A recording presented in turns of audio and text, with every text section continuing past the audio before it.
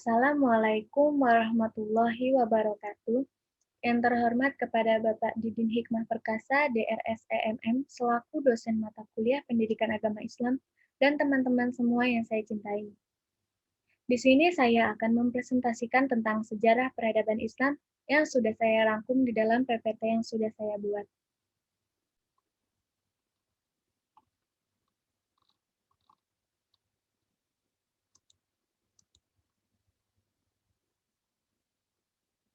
Sejarah peradaban Islam.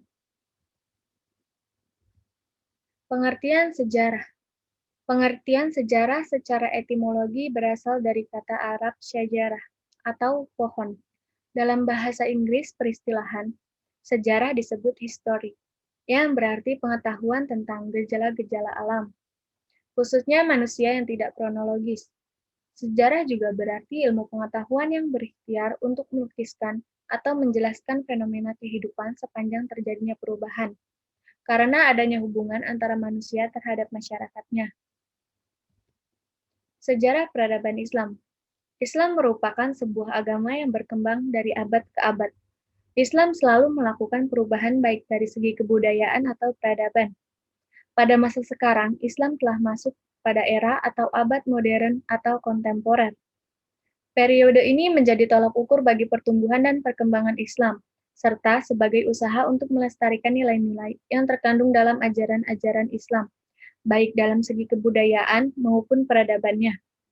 Perkembangan itu banyak dipengaruhi oleh munculnya cendekiawan Muslim yang mampu menelaah dan mengkaji syariat Islam, serta mampu menyebarkan kepada masyarakat luas dengan kemasan yang baik sehingga mudah diterima oleh masyarakat luas. Jejak kegemilangan umat Islam. Yang pertama, kepemimpinan Rasulullah Shallallahu Alaihi Wasallam di Madinah selama 662 sampai 632 Masehi. Yang kedua, masa daulat Khulafaur Rasyidin selama 632 sampai 661 Masehi.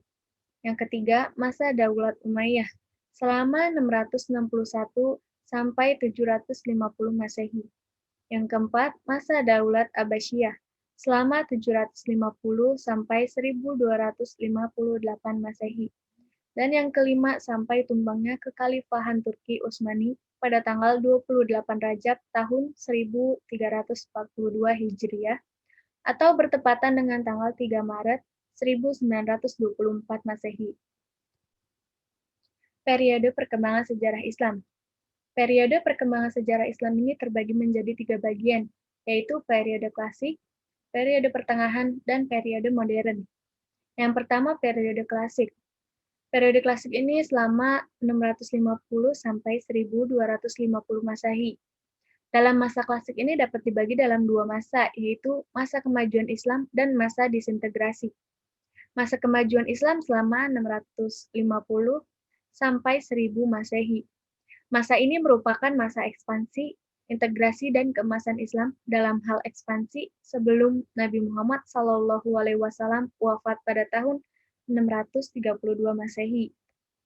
Masa disintegrasi 1000 sampai 1250 Masehi. Disintegrasi dalam bidang politik sebenarnya telah mulai terjadi pada akhir zaman Umayyah, tetapi memuncak di zaman Bani Abbasiyah, terutama setelah khalifah-khalifah menjadi lemah dalam tangan pengawal Turki. Yang kedua, periode pertengahan, selama 1250 hingga 1800 Masehi.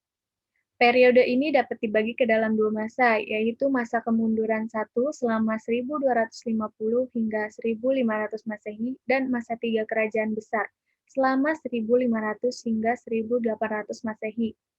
Masa ini dapat dibagi ke dalam 2 fase, yaitu fase kemajuan 2 selama 1500 sampai 1700 Masehi dan fase kemunduran 2 selama 1700 hingga 1800 Masehi. Dan yang terakhir, yang ketiga, periode modern selama 1800 hingga sekarang ini. Periode ini merupakan kebangkitan Islam. Umat Islam mulai sadar bahwa di barat telah timbul peradaban baru yang lebih tinggi. Raja-raja dan para pemuka Islam mulai memikirkan bagaimana meningkatkan mutu dan kekuatan umat Islam kembali. Kebangkitan umat Islam ini dibagi menjadi dua periode, yakni kebangkitan awal selama 1800 hingga 1967 dan kebangkitan kedua selama 1967 hingga sekarang. Peradaban pada masa Rasul. Yang pertama itu pembangunan masjid, yang kedua ukhuwah Islamiyah, yang ketiga hubungan Islam dengan kaum lain atau Yahudi, yang keempat pembentukan pasukan tentara, dan yang kelima cara dakwah dengan nilai-nilai yang bisa diambil. Tahap-tahap dakwah. Dalam tahap dakwah ini terdapat 4 bagian.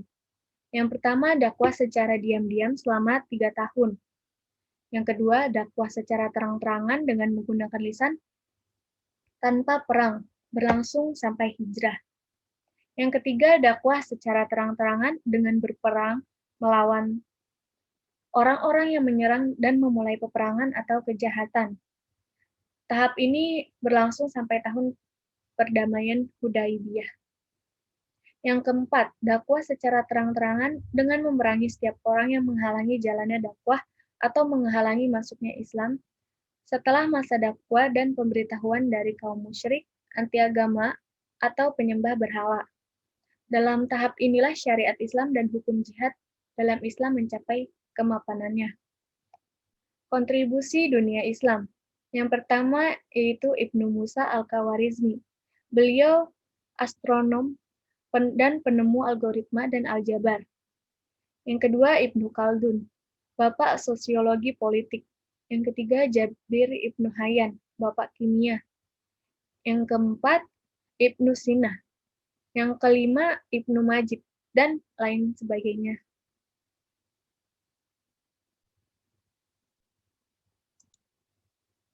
Mungkin hanya itu yang bisa saya sampaikan. Kurang lebihnya mohon maaf. Wassalamualaikum warahmatullahi wabarakatuh.